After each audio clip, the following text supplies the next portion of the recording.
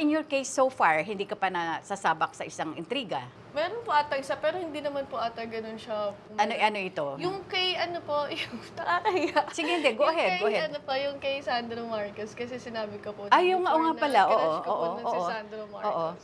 Did it affect you? Or Ay, hindi naman. Hindi ko lang naman po talaga pinapansin. Pagdating naman po kasi sa mga bashers, hindi naman po kasi mawawala yun. Lalo exactly. na po sa ano natin, sa trabaho natin. na-meet mo ba siya in person? Hindi pa po. Pero crush mo siya? Opo. Oo.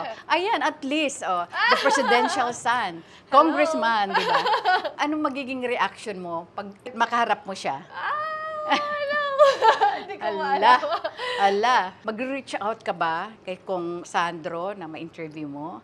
Magiging normal kayo. Magiging mo siya? Hindi ko po alam kasi actually, kung magkakaroon talaga ako ng pagkakataon para ma-interview po siya, syempre paghahandaan ko po yun, kailangan maayos yung mga tanong na. Nothing is impossible.